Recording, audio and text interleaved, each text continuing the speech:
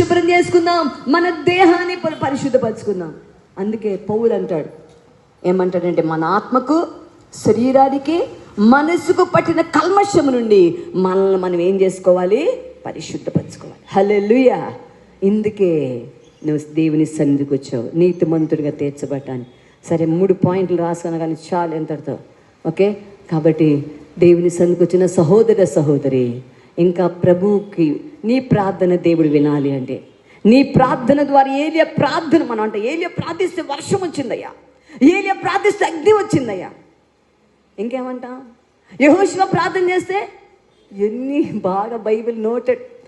యెహోషువ ప్రార్థిస్తే సూర్యుడు చంద్రుడు ఆగిపోయాడు గయ్యా.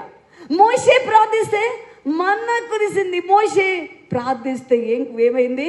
ఎర్ర సముద్రం పాయలైపోయింది. అపోస్తులు ప్రార్థిస్తే కుంటి వాళ్ళు లేచి నడిచారు గయ్యా. అద్భుతాలు చేసావు గయ్యా. నేను ప్రార్థన చేస్తే గనవా, అమ్మో నీకెంత తెలుసో బైబిల్. సైతాన్ కూడా బైబిల్ బాగా తెలుసు. దూకు, తిను, మొక్కు. అయితే ప్రభు అన్నారు, సూర్యుడు చంద్రుడు ఆగిపోవాలంటే, ఎర్ర సముద్రం పాయలవ్వాలంటే, ఎరుకో గోడలు కూలాలి అంటే, మన్నా కురవాలి అంటే ఏం చేయాలి? పాపాన్ని ఒప్పుకో. ఏం పాపం ఉందో పరిశీలన చేసుకో. అందుకే ఉంది, ఏమంది? మీ హృదయాన్ని పరీక్షించుకోండి. దావీదు నేను నా హృదయాన్ని పరీక్షించుకుంటున్నా, నాకు ఏ దోషమో కానరాలా. Clean heart.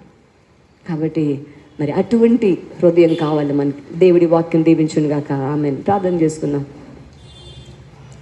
పరిశుద్ధైన మా ప్రభువా, దయగల స్వామి, అయ్యా నీకే స్తోత్రం నైనా. అయ్యా ప్రార్థన గురించి మాట్లాడమని నన్ను ప్రేరేపించావు నాయన. అయ్యా ప్రార్థన గురించి ఒక్క అంశం మాత్రమే నేను చెప్పినాను తండ్రి. ప్రార్థన కావాలి అయ్యా. పాపాలు ఒప్పుకోవడానికి ప్రార్థించాలి మా ప్రభా.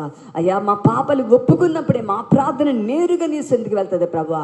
అయ్యా ఇగో దావీదు మహారాజు 18వ కీర్తనలో అంటున్నాడు కదా, నా ప్రార్థన నీ చెవుల నుంచి వచ్చి నీ సన్నిధిని చేరును అంటున్నాడు మా ప్రభా. అయ్యా నీకు స్తోత్రం అన్న చెల్లించుకున్నాను ప్రభా. సంఘాన్ని దీవించు, ప్రార్థనాత్మను మా అందరి మీద కుమరించండి. ప్రార్థన పొందగా చేయండి. ఏకాంత ప్రార్థన, కుటుంబ ప్రార్థన, సంఘ ప్రార్థన మాకు దయచేయండి అయ్యా. మా ప్రార్థనలో ఆరాధన, మా ప్రార్థనలో స్తుతి, మా ప్రార్థనలో విన్నపము, మా ప్రార్థనలో విజ్ఞాపన ఉండాలి ప్రభా. మా మనవుల ధ్వని మీకు వినపడాలి తండ్రి. మా ధ్వని, మా విజ్ఞాపన ధ్వని, మా మాటల ధ్వని మీకు వినపడాలి ప్రభా. అయ్యా ఆ విధంగా మమ్మల్ని దీవించండి. యెషయా 59లో సెలవిచ్చినట్టుగా మేము ఉండకూడదు ప్రభా. మా దోషములు, మా పాపములు మీ ముఖమును మరుగుపరచకూడదు అయ్యా. మీకు అడ్డముగా రాకూడదు ప్రభా. ప్రార్థనలో పట్టుదల, ప్రార్థనలు విసుకక నిత్యము ప్రార్థించాలి. ఎడతెగక మానక నాయన ఉత్సాహముతో ప్రార్థించాలి ప్రభా. అయ్యా నీకు స్తోత్రం నాయన. సుంకరు వలె మేము నీతిమంతులుగా తీర్చబడాలి. మా తండ్రిని దావీదు ఒప్పుకున్నాడు, తప్పిపోయిన కుమారుడు ఒప్పుకున్నాడు, వారు నీతిమంతులుగా తీర్చబడారు ప్రభా. నీకే స్తుతులయ్యా. ఇదిగో నా తను దావీదు అంటాడు, ఇదిగో దేవుడు నిన్ను క్షమించాడు, నీవు చావక బ్రతికామన్నాడు మా ప్రభా. అయ్యా నీకు స్తోత్రం నాయన. తప్పిపోయిన కుమారుని తండ్రి చేర్చుకుని సమస్తమును పోగొట్టుకున్న సమస్తం ఇచ్చాడు మా ప్రభా.